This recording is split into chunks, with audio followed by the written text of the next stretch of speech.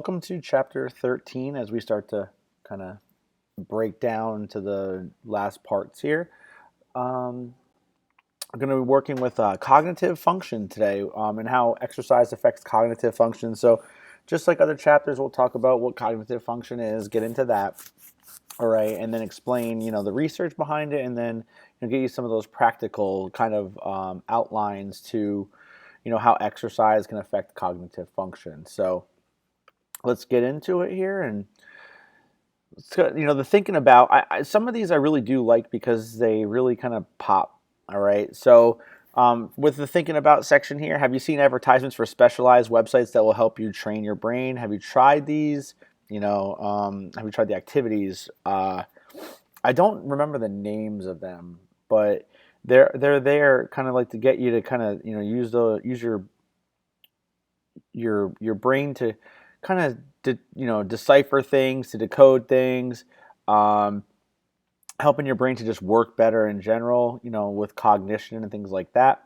Um, so just kind of, and obviously those are things that can be used. And if you have, do you think they've made a difference to your cognitive function, your memory, your problem solving, how to carry out plans, recognize things, with recognition. So there's a lot of different things that come with that.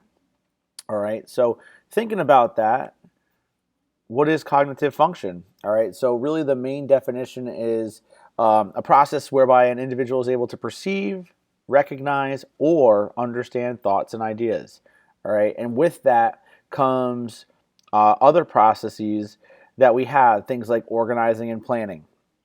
Okay. Things like problem solving, things like recognition and memory, kind of what we were talking about in the last slide.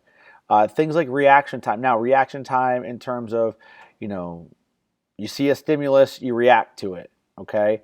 And obviously, there are many, many other things here like logical thinking. We talked about recognition, um, evaluation, things like that. All of those things come into play when we talk about cognitive functioning. It's thought functioning, thinking functioning. Those are all the things that we're talking about when it comes to defining, cognitive function. All right, so let's continue on, and so obviously cognitive function for a healthy individual is adequate. All right, when we look into the research of other things, we'll talk more about adequate or higher depending upon you. But there's been some studies with older individuals where especially the older population, there's obviously some deterioration of things like memory or being able to recognize or problem solve. So kind of compare it to a car engine. As a if you have if it's 2020 right now, and you have a 1998 car, that's 22 years old if you think about it, and it's like, wow, that's really 22 years ago. But that's 22 years of wear and tear and abuse and going through all the motions of every day-to-day driving. Well, the brain is very much like that too. Now taking a 75, 80-year-old person, you have 75 to 80 years of wear and tear, lots of thoughts, lots of memories, lots of recognition, lots of solving problems. Like, there's a lot of things that went on in that brain.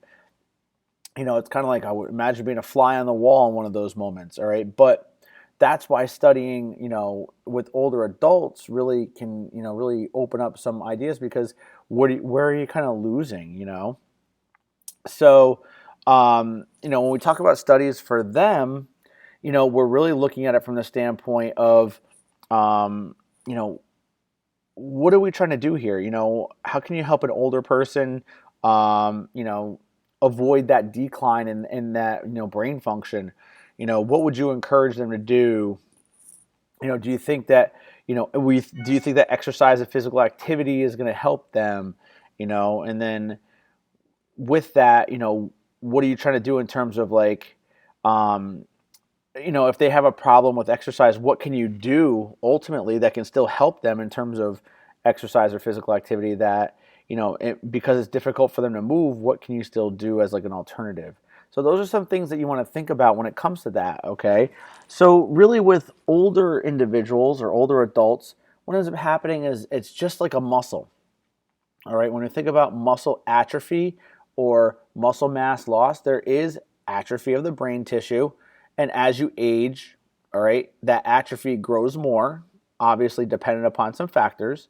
And because of that atrophy of the brain tissue, automatically we know that cognitive function is going to decline. Okay. But research studies have shown that exercise can actually help with, that cognitive functioning and the effects of both chronic and acute. Okay, chronic and acute, which is kind of interesting because it's not just the one. It's not just the one that we're talking about. Um, you know, it's just, it's not just one session. It can be cumulative sessions. So you can see where that makes a big, big difference in terms of everything, okay? So it can happen after one episode of exercise. It can happen after long term. So just like stress, depression, anxiety, all those things, exercise can have a positive effect on it, all right? So with the chronic versus the acute, let's talk about that regular exercise versus that single bout. With chronic exercise, with cognition, it may result in improvements in cognitive function and even reverse the loss of function seen with aging. I mean, it's been known, that we know that with exercise, there's a little bit more clarity. You can evaluate things better. Memory can sometimes be better. Those are massive, massive, those are massive positive things that we know about, and they're pretty common. So I know on days where like I don't exercise, you don't feel foggy, but sometimes you do have that little bit of a, you don't have that clarity that you had after you had like a training session where you're kind of a little bit more alert and awake. And that's kind of what it does. Over time, it just makes you that way. With acute exercise, so after that single bout, all right, it says here, when accumulated over several months, it may have a profound positive effect. So maybe not so much after each bout of exercise you're going to see this positivity and that change, but after each single bout, there's going to be cumulative changes that once they accumulate, you can see the positive effects over time. So again, after each acute exercise, you're building up to something where eventually that becomes chronic, and then that chronic exercise becomes where we see those massive improvements. Okay, so with these chronic exercise studies, we've seen things like cross-sectional studies, we've seen longitudinal studies, observational studies, intervention studies, and then psychophysiological studies. When we look at each one of these, in terms of their effect, all right, we're going to see differences between them, especially longitudinal, because that's over time, all right. As you start to, think, as you move from, a specific age bracket to another age bracket, especially when it's, like I said, it's longitudinal, that really makes a big difference when it comes to, what it is that's going to be changing. And you can definitely start to see changes in cognition or cognitive function when it comes to that. Okay. So we have to kind of pay attention to each one of those aspects as well. Let's see. So, with cross-sectional studies, what we're looking at when we look at chronic exercise studies that are cross-sectional, what they're doing is they're comparing what they are showing is comparative performances over a long-term period of time with people who haven't really, sedentary people. All right, and what they're trying to find in those cross-sectional studies is whether fitness across the lifespan, per se, can actually help keep cognitive function up or preserve it for as long as possible. All right. So what we can, if we had to pinpoint a couple of questions, things like, is the loss of brain structure and function inevitable? Or can physical activity help minimize those losses? Okay. Are we starting to see that, is it inevitable, or can we kind of help, save it? Okay. And then another question you might want to come up with in terms of cross-sectional studies is, can fitness help a person maintain, brain function? All right. So obviously with cross-sectional studies, it's going to be very hard because there's a lot of factors that come into play. What was this person's nutrition like? What, did they experience any sort of medical care? How educated are they in terms of understanding what they need to do and how to do it? All right. So, and that's really what it comes into play. That's really what comes into play because those are factors that are going to make you to, really become more of a, are you a regular exerciser? Are you a sedentary, person? Okay. We talked about longitudinal studies over time. All right. And then observational studies, that's exactly what it sounds like. They're studies based on observation and seeing what you can see on a large scale. Well, in most of these older adult-based, studies that they have out there, they're large scale and they're trying to find and rule, out certain things and actually see what actually pops out. Okay. So that's one way to work with it. Another one is intervention studies, and with intervention studies, there, observation, you're seeing exactly what's going on. With intervention, you're actually providing a way that you can manipulate a person on their day to day or with a certain, avenue of, like, especially for our sake here, exercise or physical activity. All right. So because intervention studies are more, more experimental in some way, where you're going to find, what you're trying to see and what you're trying to find, and how exercise can, determine brain function. And, is there things like heart rate that can change? If you change heart rate intensities, is that going to create a more rounded person? All right. In terms of, if you work at a higher intensity in terms of heart rate or VO2 max or something like that, or even weights, are we going to see changes in a person's cognitive function? Okay. So let's talk about, in terms of, oh, I'm sorry, we forgot one other aspect here, and that didn't even dawn on me. Excuse me, the psychophysiological studies. All right, and what we're seeing with psychophysiological studies is, the influence of physical activity, exercise, wellness, sport, maybe potentially, and then fitness on, individuals, cognitive function. And so what they're going to do is they're going to give you different techniques, that are, different techniques to study and to examine. All right. And so because of that, you're going to see if the physiological approach is going to help the psychological approach. So that's where, but one of the problems here is that, like, if you were to kind of think about this, there, if you go psychophysiological, what you're going to do is you're going to sacrifice what we would say is, precision, because what you're going to do at that point is you're going to minimize the ability to, find like certain areas of the brain, that would be the most active during, certain tasks that are, in terms of thinking. All right.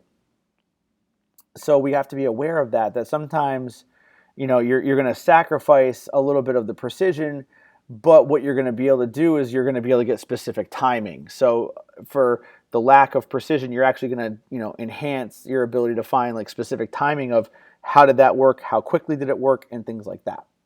All right. So, and the cool thing with psychophysiological studies here is that they work around what we call an event-related potential. And really what it is it's kind of like reaction time in some way, where, you measure your brain responses that, based on some type of stimulus that occurred. Okay. And so you have an event-related potential. And then, like, like you want to think about the brain potential is, basically what we want to call time locked to that specific stimulus. And the faster we respond, the more we know about that. All right. And so because of that, what we can see here is that you have a specific task or an event and how much potential, or, the brain's potential you have, and the brain's potential, what we're saying is, the response. So an event-related response is really what we kind of talk about here. All right. And so what we look for in terms of, two factors here is what we call latency and amplitude. When you're measuring these things, what you can see in those event-related potentials is the timing effect. All right. So when the potential occurs and when the stimulant, of that stimulus, and when the reaction takes place. And then the amplitude is, was it positive or negative? Did you have a quick response? Did it show high levels, or was it more downward where it took a little bit longer? Okay.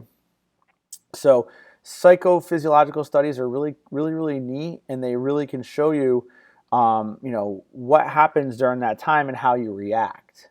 Okay. So, that's one of the great things about all these different ones. They all have different aspects to them. Okay. So, what are we talking about when we say, when we talk about those studies, is we have what we call the executive control processes. Okay. And with executive control processes, like it says, it's cognitive functions that are oriented toward goal-directed behavior.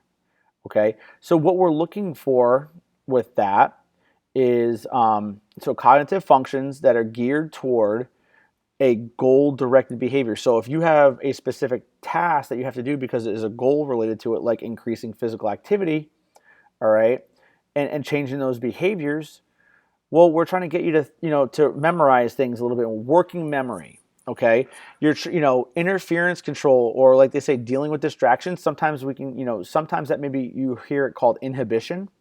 All right, task coordination. Are you able to put things in order in the right way? All right, and then being able to multitask. And as you age, those things, memory, interference control, coordination, and multitasking all decline. So we have to find ways that we can help. All right. And by, what we've talked about previously is that you have the ability, if you exercise, to potentially increase those factors. All right. So with that, you have some what we call intervention studies there. All right. And with those intervention studies, we saw that there's a manipulation of an individual's physical activity. Okay. So we're manipulating how much exercise we gave them. That was what we were talking about with that intervention study. All right.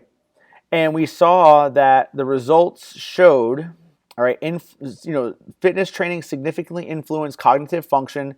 All right, like it says, cognitive tasks involving executive control processes, aerobic training plus strength and flexibility training, and then more than 30 minutes per session. So you can see there that we manipulated what we were doing. Okay. And so because of that, we see that those who exercise produce a bigger, what we call effect size. All right. And an effect size means how it basically changed, over time through that research. And what we saw was that those who exercise had a larger effect size. Now, an effect size, if it's 0.8 or higher, that usually results in a high effect. So you can see here that, all of these, if you look over here at this area right here, 0.4, 0.4, 0.2, and then up here you're almost at 0.7. This is getting close to a large effect size. These two right in the center here is more of a moderate effect, and then down here with speed you can see is that it's a little bit, 0.2 is what we would call a small effect, so speed might have a little bit more of a smaller effect based on what type of training that these individuals are doing. Okay. Another thing that was, talked about was brain structure. All right. And what we saw with an intervention with brain structure was that, obviously we talked about it before, but you're starting to see brain tissue changes. So age-related loss of gray and white matter in the brain. But what was happening here was with this study was if there was exercise associated with it or fitness-related concepts, tissue declines are reduced in proportion to one's fitness. The higher your fitness level was, you might have what we call a sparing effect on with fitness, on brain tissue. So that's great. That means that we can actually start to see that, brain and white matter, gray and white matter are, they can change how much the decline is based on what level of fitness you are. So that's great. Okay. So what we end up looking for here is that, we have what we call the hippocampus and attentional network. All right. And what we see here, all right, is that with the hippocampus is, what is really good about it is it's really good for memory formation, having that, the ability to memorize key events that may have occurred. All right. And then what ends up happening, then you have what you call your attentional network, which is a neural network involved with executive control processes. So what we're seeing there is that, you have this network of, nerves that basically can help you with what we call executive control processes. Okay. And so what we're seeing here is that, a lot of studies have shown that, aerobic exercise training interventions improve memory function. If you put aerobic exercise into a person's day to day, it's going to help them with their memory. Well, because the hippocampus is going to work better and the nerves are going to fire accordingly. And then what we also see is that fit individuals deal more effectively with conflicting attentional tasks. So what we're seeing there, and if you want, to kind of take that step a little bit further, is that conflicting attentional tasks, what we're saying there is that these individuals were getting different cues that were not interrelated at all. And what they were seeing was that fit individuals had a tendency to basically deal with those impulses better than if they were sedentary, which means that your brain is able to function.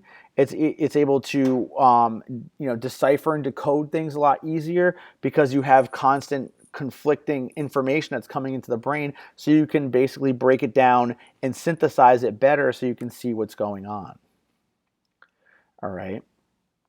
So again, with some other psychophysiological studies here, those researchers were able to get electrical responses in the brain in basically real time. We talked about the event-related potential, all right? And then what we also saw was something called the P300, all right? And the P300, is, this is a positive going waveform, all right?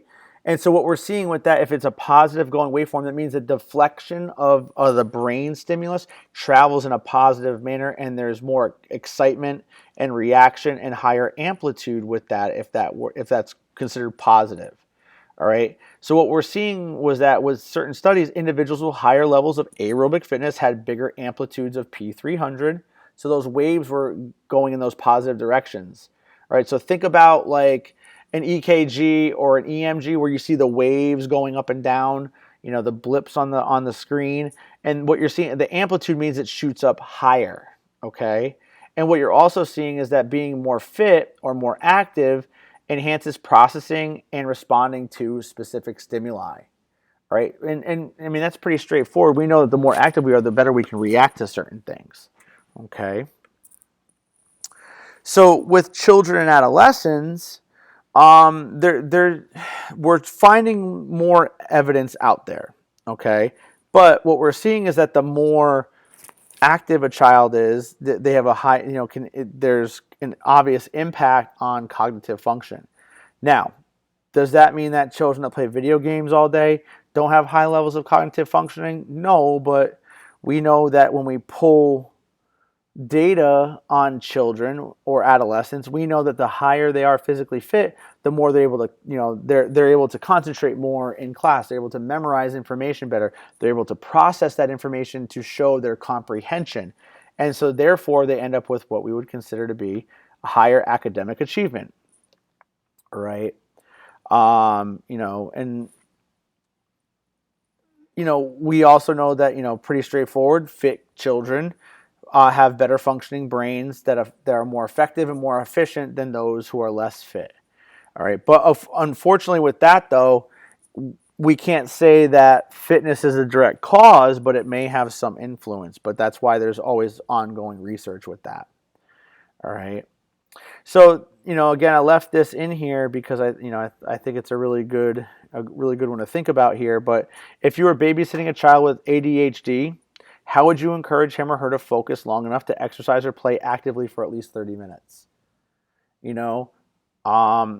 I know that when I was working in elementary, phys ed classrooms, any ADHD kid that came into the gym, as long as you kept everything really short and sweet and you didn't make things really long-winded in terms of directions and everything like that, they were able to focus better and they were able to kind of see things a little bit more clearly in short bouts. So a typical class, that didn't have a child with ADHD, they'll probably end up having things, that class would work a little bit different because it would be, like I said, shorter bursts, and it would allow that kid to, focus in more a little bit on what the tasks are, and then we would break things up into shorter bouts so that we went from one thing and then we, for a couple of minutes, and then we didn't keep the activity going very long because that also can kind of, make them not want to pay attention. They get very bored very easily, so you have to keep things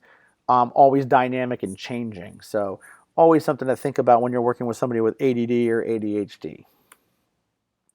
All right, so what are we seeing here? Okay, how does in terms of that question of how does exercise influence cognitive functioning, some hypotheses here is, selective improvements. So, we're looking at cardiovascular fitness and we're looking at cerebrovascular reserve. All right. So we're looking, and if you look at it, selective improvements, well, yeah, it's selective because you're unsure of, it doesn't show the same for everybody in some way. Okay. So that's one of the interesting parts with that. All right. So a selective improvement. And what we're saying there is that,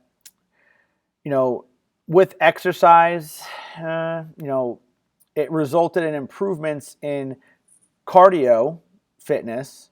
All right. Whereas, it was more of the cardiovascular and cerebrovascular reserves that were improved more so than it was about just generalized improvements of just, regular cognition. All right. So that's what the supported hypothesis was.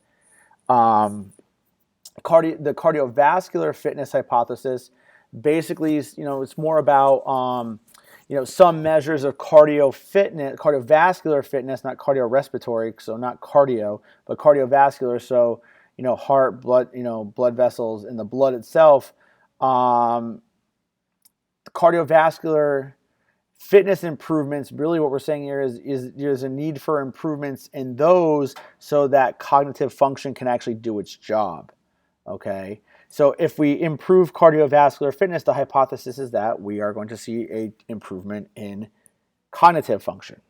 Okay, and then lastly, with cerebrovascular reserve hypothesis, what we're saying there is that enhanced cognitive function is really mediated by better circulation in the brain itself. All right, so what we're saying there is with better blood flow, better fluid flow, in terms of blood, that the better the circulation, the better the cognitive function would be. But that's also improved based on, fitness. So because, fitness will increase blood flow to specific areas, and there you go. All right. And what are the mechanisms?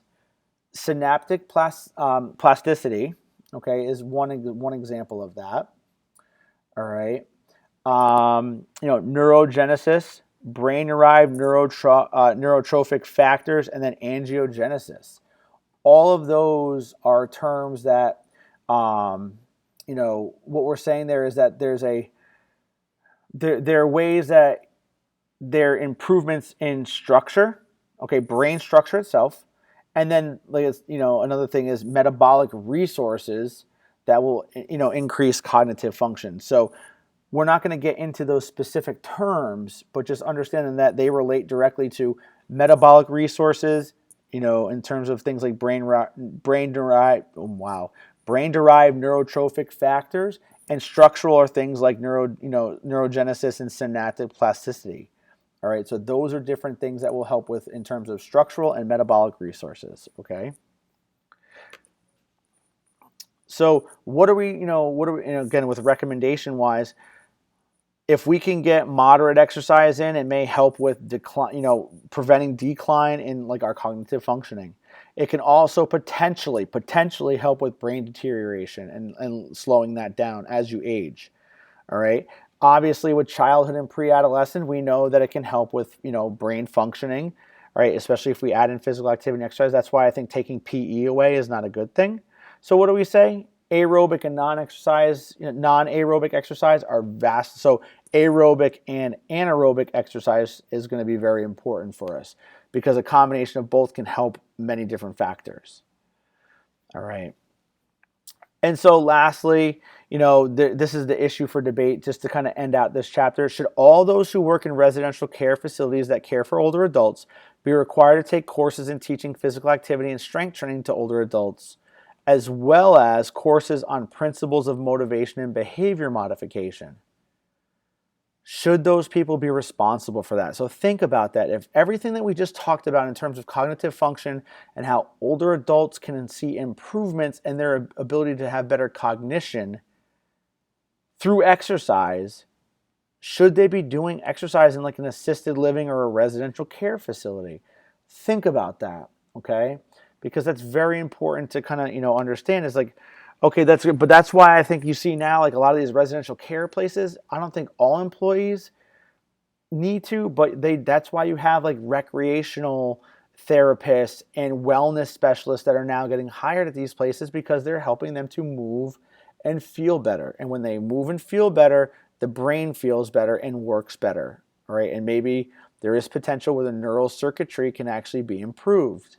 All right, so just kind of think about that and put that into the back of your head so that you can realize what you're up against when you're working with the older adult population.